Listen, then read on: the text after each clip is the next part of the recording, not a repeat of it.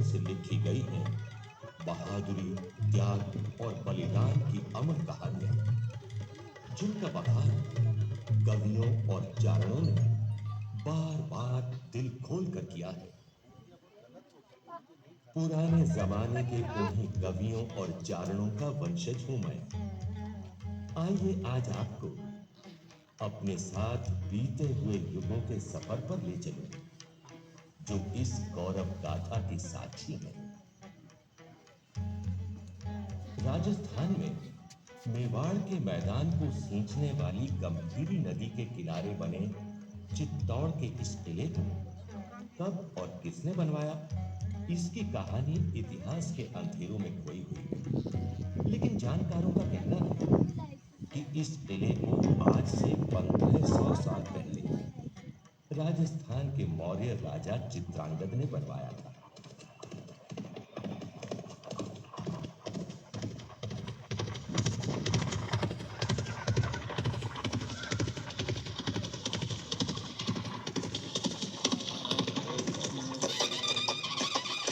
महाराज चित्रांगद की जय हो। प्रणाम महाराज। आइए अमात्यवर, आइए। और आप भी महाबलाधिकृत रुद्रदत्त, हमने आपको यहाँ एक आवश्यक मंत्रणा के लिए बुलाया है। वो आज्ञा कीजिए महाराज।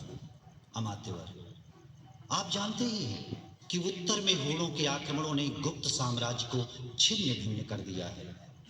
ऐसी स्थिति में हमने निर्णय किया है कि भविष्य के आक्रमणों से इस प्रदेश की रक्षा करने के लिए हम इस पहाड़ी पर एक दुर्ग का निर्माण करेंगे और उसी को अपनी राजधानी बनाएंगे। आपका ये निर्णय सुविचारित है महाराज। इस पहाड़ी से आसपास के सारे प्रदेश पर नियंत्रण रखा जा सकेगा। यहाँ इतनी भूमि है कि सेना के साथ साथ नागरिक भी रह सकेंगे। पानी की भी कोई कमी नहीं है और चारों ओर घने वन भी हैं। तो ठीक है अमात्यवर, आप तत्काल दुर्ग के निर्माण कार्य को आरंभ कराइए। दुर्ग की प्राचीर अभेद्य होनी चाहिए। यही हमारी राजधानी होगी और इस दुर्ग का नाम होगा चित्रकूट। 200 साल बीत गए। तभी राजस्थान के गहलोत वंश में एक ऐसे बालक का जन्म हुआ जो मौजूदा मेवाड़ की बुनियाद रखने वाला था। ये बालक ईडर के गहलोत राजा महेंद्र का पुत्र काल भोज था। गहलोत वंश को एक बार फिर विपदा का सामना करना पड़ा। ईडर के भीलों ने गहलोत राजा महेंद्र के खिलाफ विद्रोह कर दिया। महेंद्र की रानी को अपने 3 वर्ष के बालक काल भोज के साथ नागदा में शरण लेनी पड़ी, जहां ये बालक मंदिर के पुजारियों की गायें चराते हुए बड़ा हुआ। तभी एक दिन वन में गायें चराते हुए उसकी भेंट हारीत ऋषि से हुई।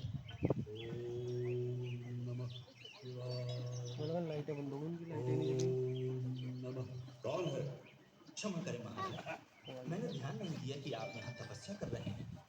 कौन है तू दंड बालक जो इस पवित्र स्थान में बेरोक तो घुसा रहा है? मेरा नाम कालभोज है स्वामी जी। मैं महाराज कुहिल के वंशधर महाराज महेंद्र का पुत्र हूँ। परंतु तू इस कुंज में कैसे आया? कई दिनों से ये धोरी गाय गोधूली के समय सूखे थन लेकर लौटती थी। सबको संदेह था कि इसका दूध मैं ही पी जाता हूँ। आज जब मैं इसके पीछे पीछे इस कुंज में आया तो देखा कि इसके थनों से दूध अपने आप झड़ रहा है। तभी आपने मुझे देख लिया। तू बड़ा भाग्यशाली है बालक। जहाँ तेरी गाय का दूध झड़ रहा था वो भगवान एकलिंग का पवित्र स्थान है। तुझ पर उनकी विशेष कृपा दिख रही है। कल से तू यहाँ आकर हमसे शस्त्र विद्या के साथ साथ शास्त्र विद्या भी ग्रहण कर। हम तुझे एकलिंग का दीवान घोषित करते हैं। हारीत ऋषि की छत्र छाया में शिक्षा दीक्षा पूरी कर लेने के बाद कालभोज की किस्मत उसे चित्तौड़ ले गई, जहां चित्रांगद मोरी के वंशज राजा मान का राज था। राजा मान ने कालभोज को अपना सामंत बना लिया। इस बीच हिंदुस्तान पर अरब की ओर से हमले शुरू हो चुके थे। कालभोज ने अभूतपूर्व पराक्रम का प्रदर्शन करते हुए विदेशी सेनाओं को पीछे खदेड़ दिया। धीरे धीरे काल भोज की बढ़ती हुई लोकप्रियता ने अनेक सामंतों को उसके पक्ष में खड़ा कर दिया और सन 734 में इन सामंतों ने राजा मान की जगह काल भोज को चित्तौड़ की राजगद्दी पर बिठा दिया। एक लिंग के दीवान के साथ साथ काल भोज अब बप्पा रावल भी कहलाने लगा। हिंदुआ सूरज महाराज बप्पा रावल की जय। राजगुरु महाराज बप्पा रावल की जय। चक्रवर्ती महाराज बप्पा रावल की जय। बप्पा रावल ने अपने राज्य की सीमाओं का विस्तार किया और मेवाड़ को हिंदुस्तान के नक्शे पर स्थापित कर दिया। आज तक बप्पा रावल का नाम समूचे राजपूताने में बड़े सम्मान से लिया जाता है। हालांकि बप्पा रावल ने विदेशी हमलावरों को मुंह तोड़ जवाब दिया था, लेकिन रास्ता खुल चुका था। मेवाड़ के राजा जान की बाजी लगाकर अपनी आन बान शान का झंडा बुलंद रखते रहे। बहादुरी और बलिदान की ऐसी ही एक कहानी आज भी लोगों की ज़बान पर है। ऐसा कौन होगा जिसने चित्तौड़ की रानी पद्मिनी का नाम न सुना हो। 13वीं सदी के आखिरी हिस्से में चित्तौड़ पर रावल रतन सिंह का राज था। रतन सिंह का शौर्य और स्वाभिमान देश भर में जितना प्रसिद्ध था, उतनी ही प्रसिद्ध थी उनकी रानी पद्मिनी की सुंदरता।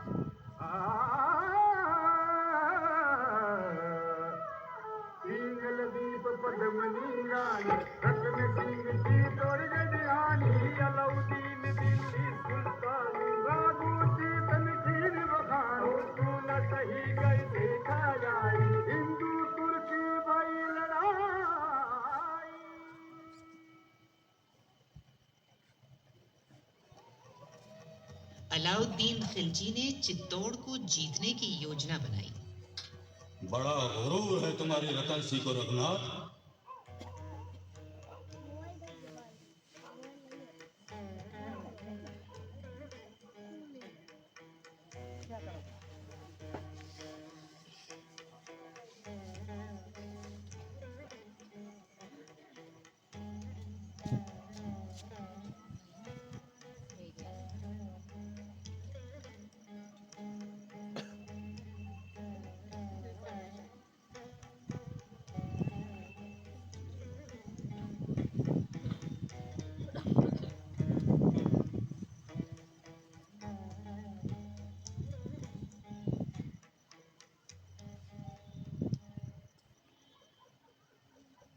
मलिक कफूर, चित्तौड़ के खिलाफ मुहिम की तैयारी कीजिए। हम रतन सिंह को उसकी सरकशी का सबब भी सिखाएंगे। गुजरात का रास्ता भी साफ हो जाएगा। एक तीर से कई शिकार होंगे। अलाउद्दीन खिलजी की सेना ने चित्तौड़ पर चढ़ाई करके दुर्ग के गिर्द घेरा डाल दिया।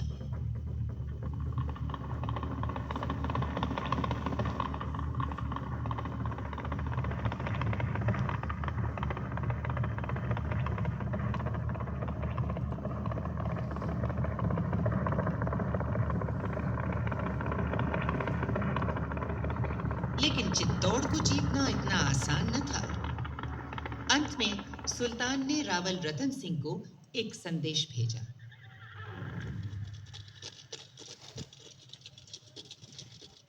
हमें बताया गया है कि तुम सुल्तान अलाउद्दीन का कोई संदेश लाए हो। जी रावल साहब, हमारे सुल्तान को इस बात पर बेहद अफसोस है कि दोनों ही तरफ के सिपाही नाहक हलाक हो रहे हैं। इसलिए सिकंदर सानी आफ्ताब जमा सुल्तान अलाउद्दीन ने पैगाम भेजा है कि वो अपने चंद अहलकारों के साथ बातचीत के लिए आपके किले में आने की ख्वाहिश रखते हैं।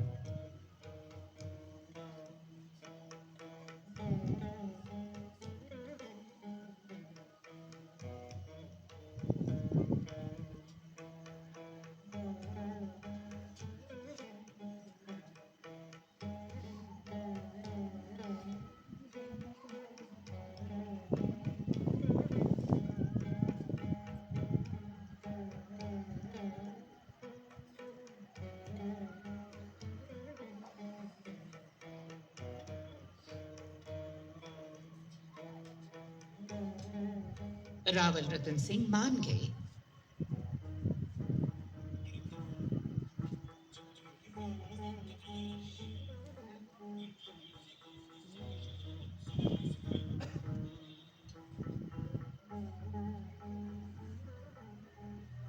आपने हमें अपना मुरीद बना लिया है रावल साहब।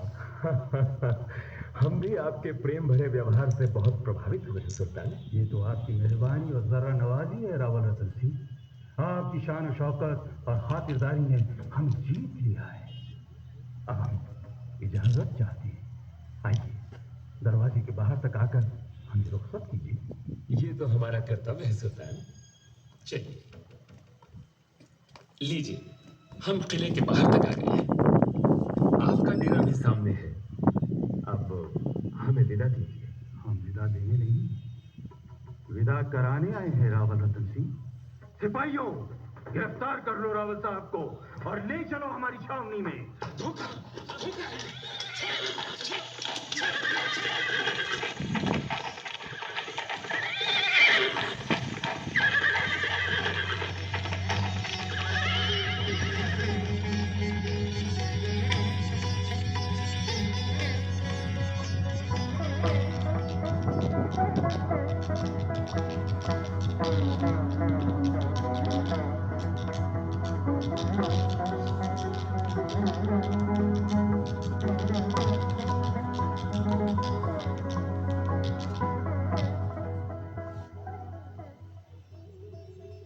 अलाउद्दीन के कपट की खबर जब रानीवास में पहुंची तो रानी पद्मिनी ने गोरा और बादल नामक दो शूरवीरों के साथ साथ सभी सरदारों को बुलवाया और छल का जवाब छल से देने को कहा।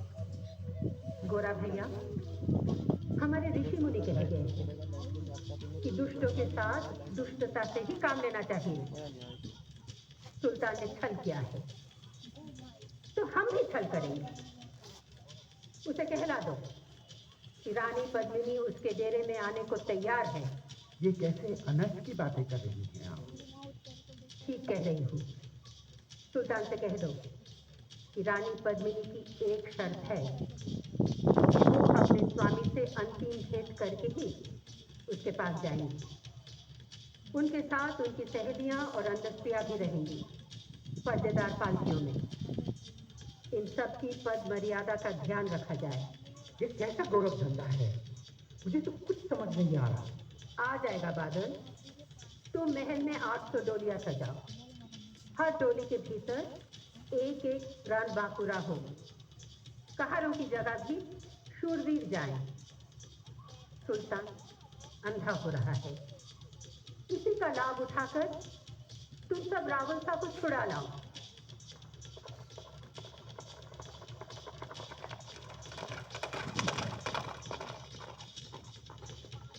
गोरा और बादल ने इसी चाल से काम लेकर रावल रतन सिंह को छुड़ा लिया।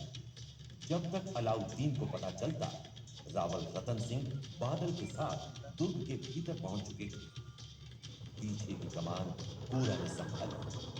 भारी मारकाट शुरू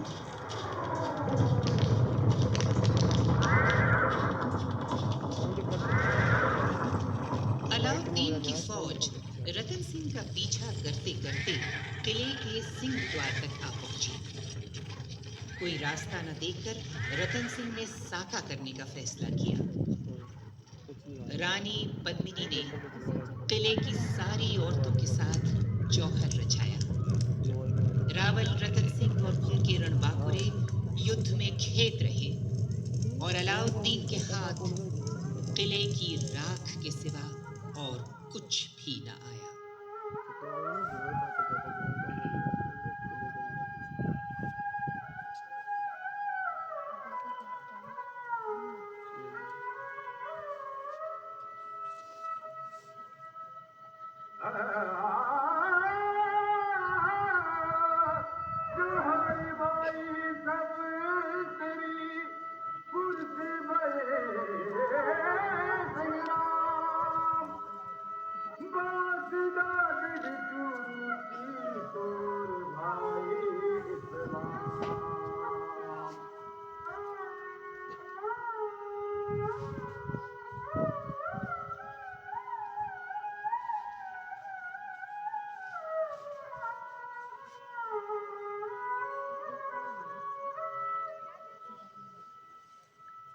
चौथाई सदी बीत गई। इस बीच मेवाड़ के बाहर और भीतर अनेक घटनाएं घट रही थीं, जिनका असर चित्तौड़ की राजगद्दी पर बैठे राणाओं पर पड़ रहा था।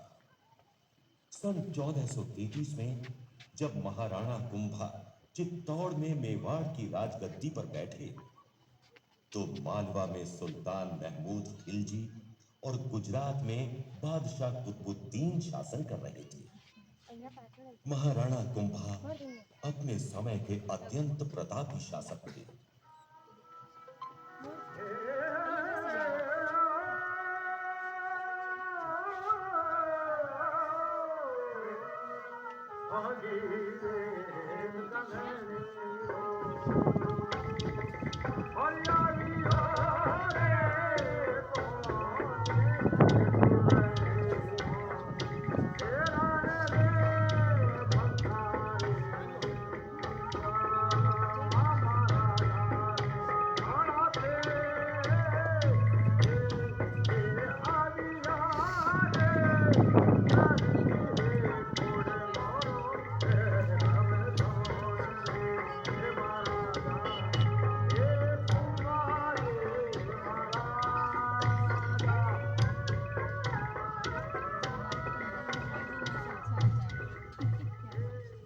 महाराणा कुंभा अपने समय के अत्यंत प्रतापी शासक थे।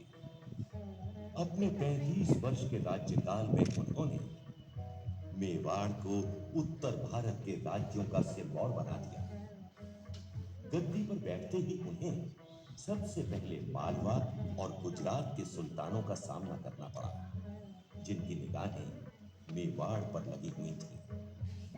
सन 1440 में राणा कुंभा ने दोनों सुल्तानों के दांत खट्टे कर दिए और सुल्तान महमूद खिलजी को बंदी बनाकर चित्तौड़ ले आए।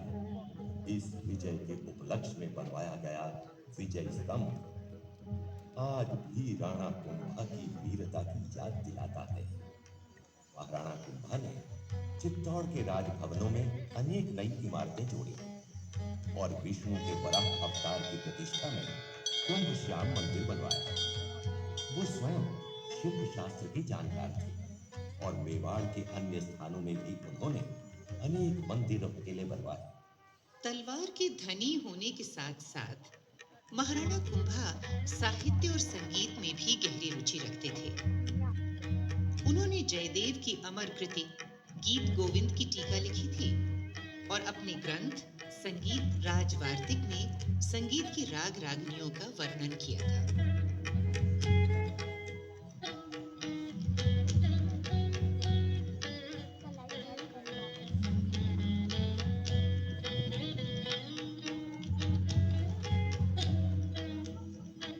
वाह वाह, अति सुंदर। ये राग हमें बहुत पसंद आया। इसका भी वर्णन हम अपने ग्रंथ संगीत राज में करें। जोहार अन्नदाता। आइए आइए वीरमदेव जी, पधारिए। महाराज, कई दिनों से आप एक पद दोहराते थे जो कोई पूरा नहीं कर पा रहा था। हाँ, वो पद है कामधेनु तांडव करिए।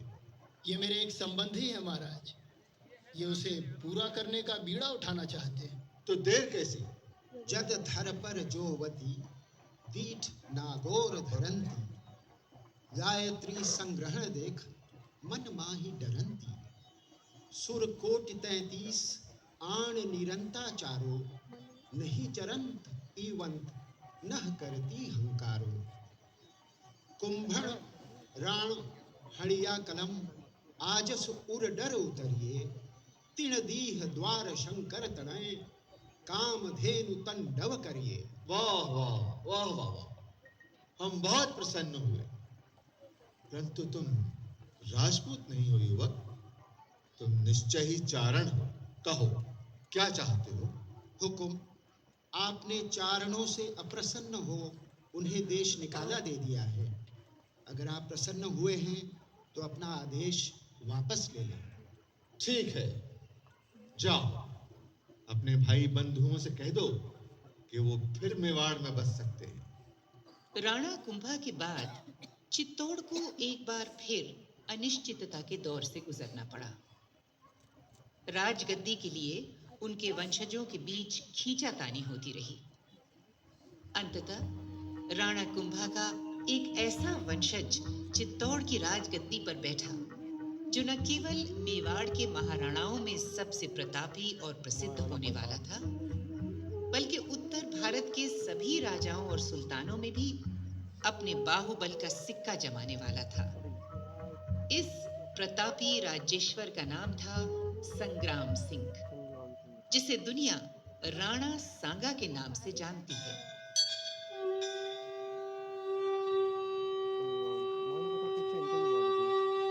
स्वस्ति नः इंद्रो वृद्धश्रवाः स्वस्ति नः पूषा विश्ववेदाः स्वस्ति नस्ताक्षरो अरिष्टनेमिः स्वस्ति नो बृहस्पति दधातु। ओम शांति शांति शांति। मेवाड़ की गद्दी पर बैठते ही राणा सांगा ने अपने राज्य को संगठित करना शुरू कर दिया। तभी हिंदुस्तान के इतिहास ने एक बार फिर करवट ली।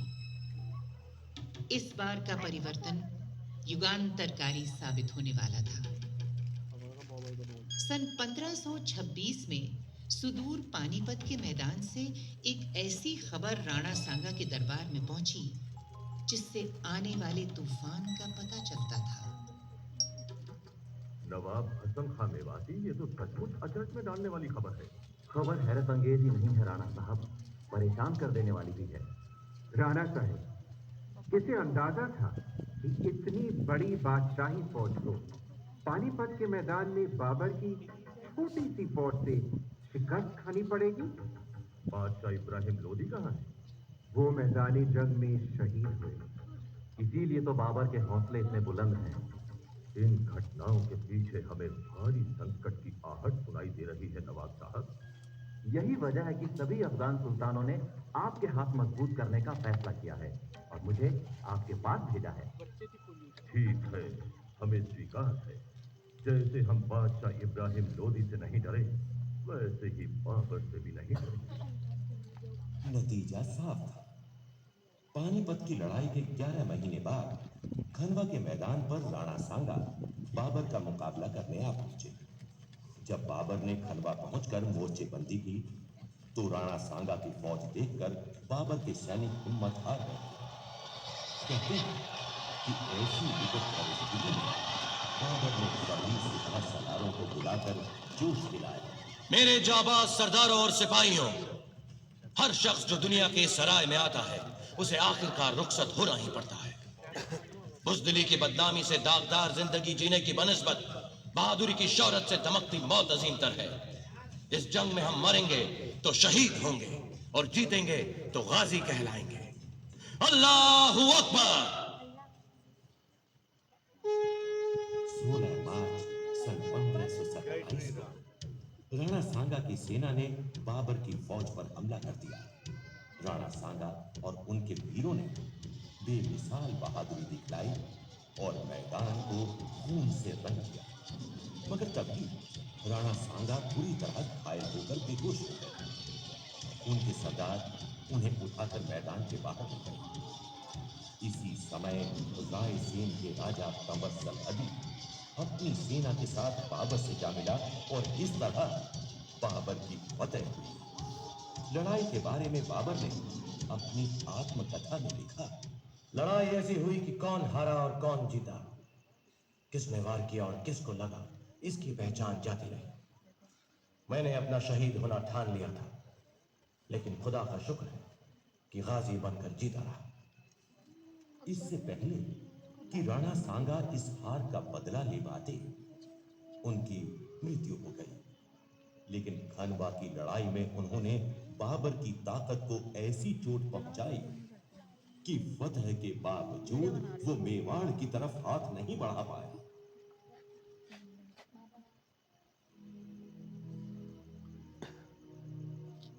जिन दिनों मेवाड़ में तलवारों की झंकार और वीरों की हुंकार सुनाई देती थी, उन्हीं दिनों लड़ाई और मार काट के कोलाहल को चीरती हुई भक्त भक्ति और प्रेम की एक ऐसी आवाज बुलंद हुई जिसके स्वर आज भी भारत के कोने कोने में गूंज रहे हैं।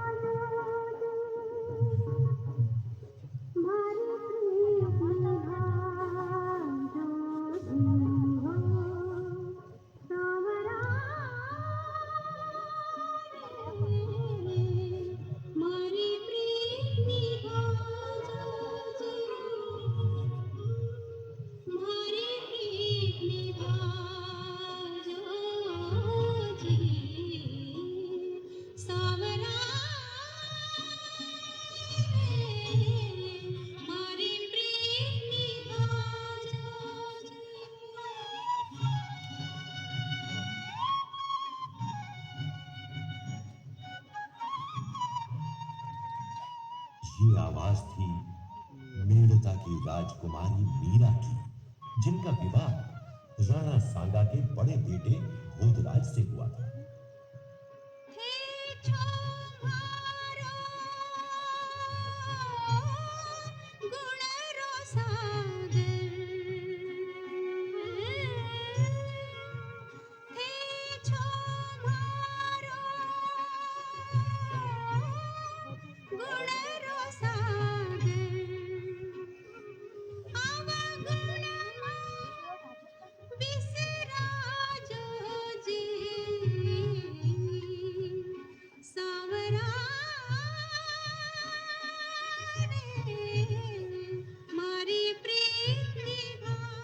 मीराबाई के मन में गिरधर गोपाल की भक्ति का बीज बचपन ही से पड़ गया था। कहते हैं कि जब वो बच्ची थी, उन्होंने महल के झरोखे में खड़े होकर एक बारात को जाने दी।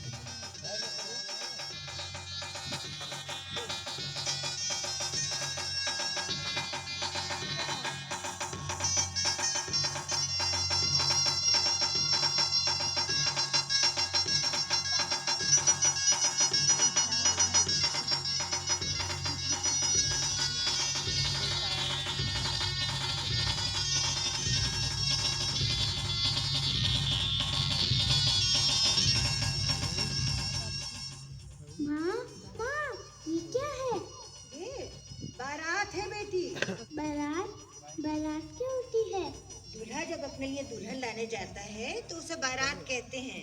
दुल्हन? हाँ, दुल्हन। जब लड़की का ब्याह होता है तो वो दुल्हन बनती है और उसका दूल्हा उसे ब्याह ले जाता है। क्या मेरा भी ब्याह होगा माँ? हाँ, तेरा भी ब्याह होगा। तो मेरा दूल्हा कहाँ है माँ? तेरा दूल्हा? उधर देख, वो मंदिर में। वो तो गिरधर गोपाल है माँ। हाँ, वो गिरधर गोपाल ही तेरा दूल्हा है। बस मीरा के मन में गांठ बंध गई और गठजोड़ हो गया। मीरा कृष्ण के रंग में ऐसी रंगी कि नित नए गीत रचकर अपने गिरधर गोपाल के गुण गाने लगी। मारा रे गिरधरा गोपाल, मारा रे गिरधरा गोपाल, दूसरा ना कोया। मारा रे गिरधरा गोपाल, दूसरा ना कोया, दूसरा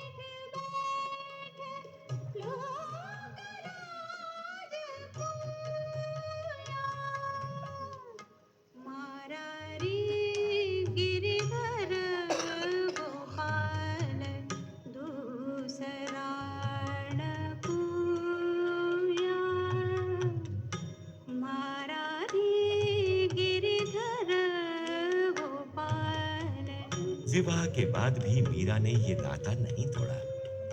पहले तो उनके पति ने विरोध किया, लेकिन बाद में उनकी भक्ति देखकर भोजराज ने मीरा को कुंभश्याम मंदिर में समय समय पर साधु सत्संग में जाने की अनुमति भी दे दी। लेकिन मीरा के विवाह के 10 वर्षों के अंदर ही उनके पति भोजराज और ससुर राणा सांगा का देहांत हो गया। मीरा के देवर विक्रमादित्य और ननद उदा ने लोक लाज का वास्ता देकर उन्हें दुख देना शुरू कर दिया। भाभी, तुम्हें लोक लाज का कुछ भी ध्यान नहीं? ये सूर्यवंशी सिसोदियों का कुल है। पता भी है कैसी कैसी बातें हो रही हैं तुम्हें लेकर। साधुओं की संगत कब से अधर्म हो गई जीजी? मीरा, मीरा, तू अब विधवा है। तुझे पराये पुरुषों के बीच बैठकर ये सब गाना वाना शोभा नहीं देता। जब तक मेरे गिरिधर गोपाल हैं, मीरा विधवा कैसे हो सकती है? जब वीरमदेव को मीरा पर हो रहे अत्याचारों की खबर मिली तो उन्होंने मीरा को वापस मेड़ता बुला लिया।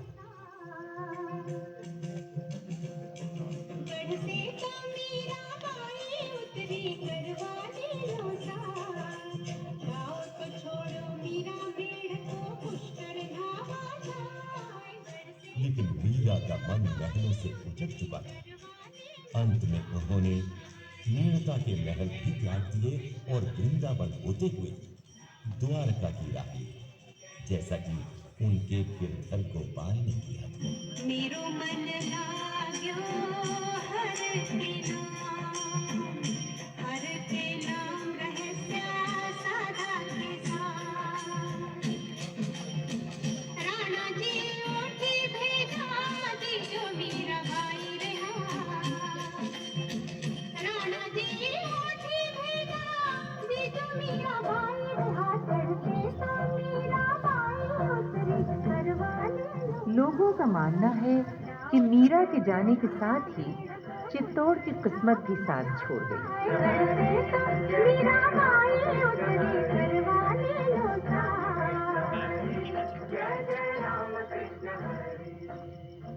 मेवाड़ में भारी उथल पुथल का दौर शुरू हो चुका था।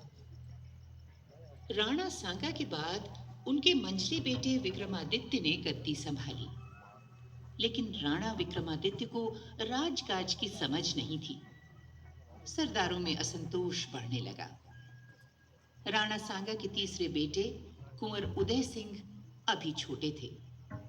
इसी का फायदा उठाकर राणा सांगा के भतीजे बनवीर ने गद्दी हथियाने के लिए साजिश रची। लेकिन मेवाड़ में त्याग और बलिदान की कमी न थी। कुर्बानी देने वालों में नारियां भी पीछे न थी। ऐसी ही एक वीर नारी थी छोटे कुंवर उदय सिंह की धाय पन्ना।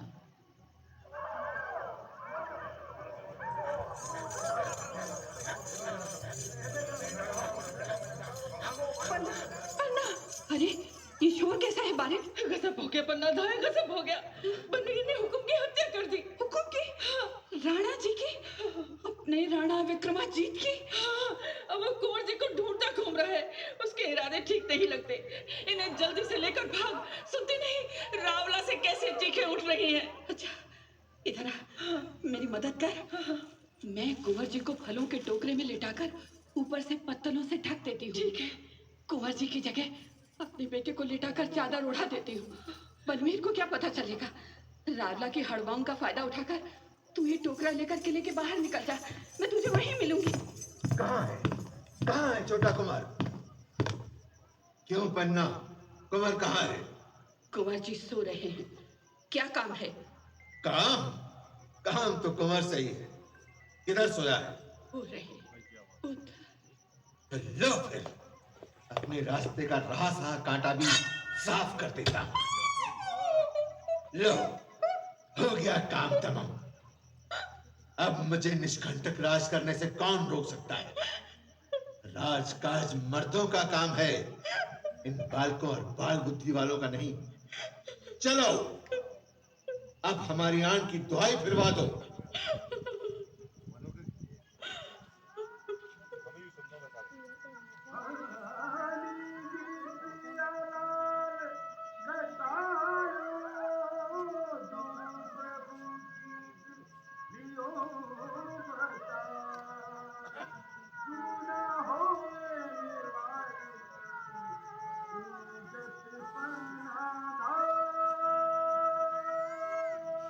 धन्य है पन्ना धाय। धन्य है उसका बलिदान। पन्ना धाय ने अपने कुल के चिराग की बलि देकर मेवाड़ की ज्योति को बुझने से बचा लिया।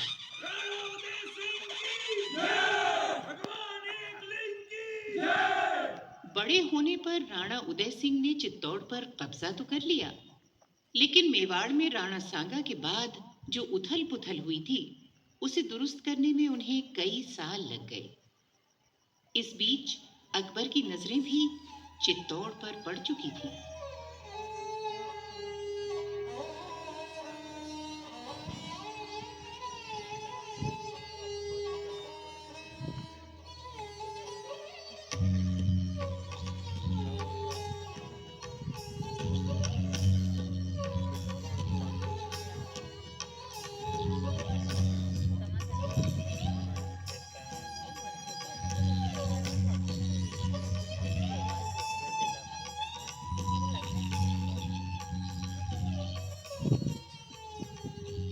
राजा भगवानदास, हमने मालवा के सरकश सुल्तान बाज बहादुर को सबक सिखाने के लिए दिल्ली से कूच किया था और यहाँ धौलपुर में मुकाम किया है, लेकिन अब हमें अपने इरादों में तब्दीली करनी होगी।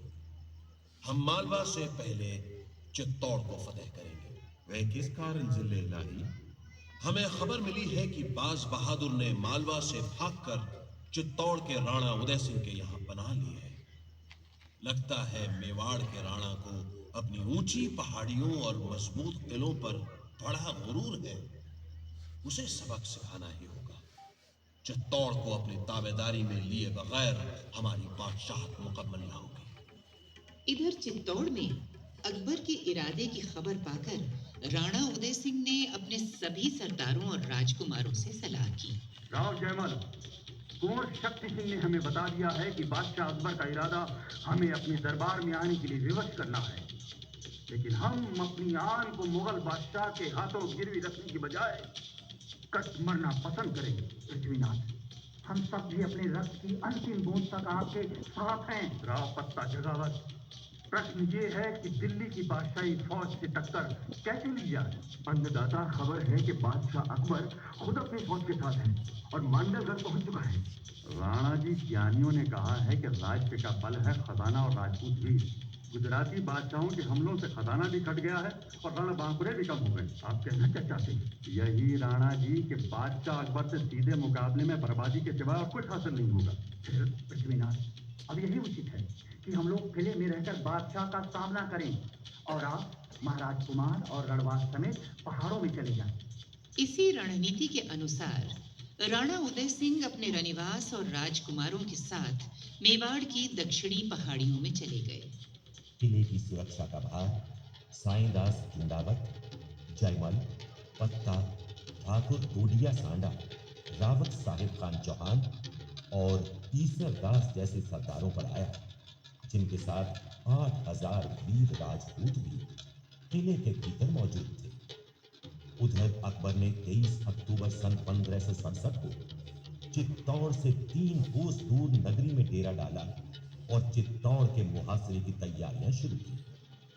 मोर्चाबंदी के बाद बादशाही लश्कर के सिपाह सलारों ने किले के चारों तरफ से हमले शुरू किए।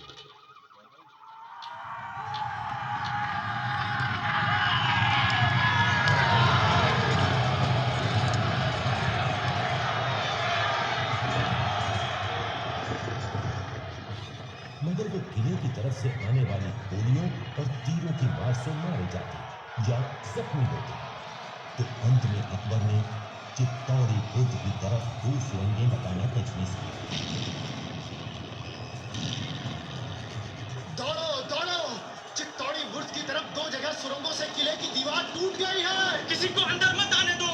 रुई, तेल, लकड़ी और कपड़ा जलाकर दुश्मन को आने से रोको।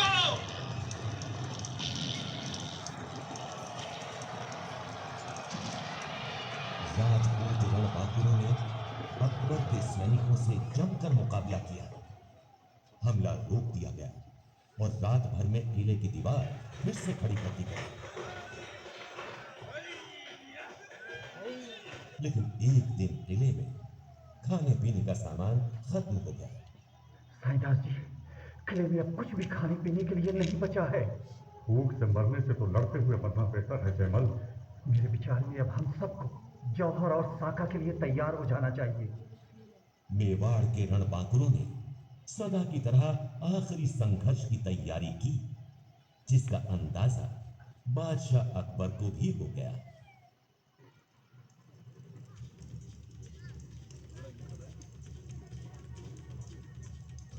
क्यों शुजात खां, किले के अंदर ये कैसी रोशनी हो रही है? हुजूर, ये लपटें जौहर की हैं। जौहर? जब राजपूत मरने मारने का पक्का इरादा कर लेते हैं तो औरतों और बच्चों को आग के हवाले करके केसरिया बाना पहन लड़ाई में टूट पड़ते हैं। सुबह होते ही किले के दरवाजे खोल दिए गए और राजपूतों ने अकबर की फौज पर हमला बोल दिया।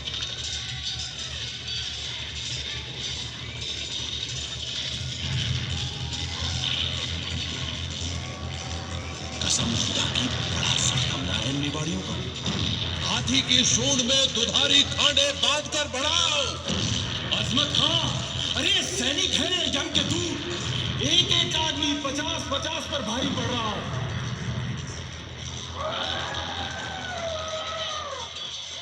आखिरकार सब रणबांकुरे लड़ते लड़ते मौत के घाट उतर गए और 25 फरवरी 1568 को किले पर अकबर का कब्जा हो गया। वहां चारों तरफ शमशान का सदृश्य था। मरे हुए सैनिक और जौहर की चिताओं की राख सब जगह बिखरी हुई थी। किले को जीतने में अकबर को 4 महीने लग गए थे। खुदा के फजल से चित्तौड़ पर हमने फतेह हासिल कर ली है ख्वाजा अब्दुल मजीद आसिफ खां। आप यहीं ठहर कर किले का बंदोबस्त कीजिए। अपनी फतेह की निशानी के तौर पर हम सूरज पोल के दरवाजे, नौबत खाने के नक्कारे और यहाँ की कुल देवी के मंदिर का दीपदान ले जा रहे हैं। पत्ता और जयमल की बहादुरी से अकबर इतना प्रभावित हुआ था कि उसने हाथी पर सवार उनकी विशाल काय प्रतिमाएं बनवाकर आगरा के किले के दरवाजे पर लगवाई थी। लेकिन चित्तौड़ उजड़ गया। अब वो जगह जो वीरों की हुंकार, तलवारों की खनकार और रानियों की पायलों की झंकार से गूंजती थी, अपनी खामोशी से बीते हुए युग की कहानी बयान करती है। चित्तौड़ एक महान दुर्ग, एक भव्य राजधानी ही नहीं, हिंदुस्तान की आत्मा भी थी। वो आत्मा जो पराजित होकर भी कभी नहीं मरती, अपनी राख से बार बार उठ खड़ी होती है, चोला बदलकर नए नए रूपों में प्रकट होती रहती है। चित्तौड़ उसी आत्मा का एक चोला था और सदा सदा उसकी याद जिंदा रखेगा।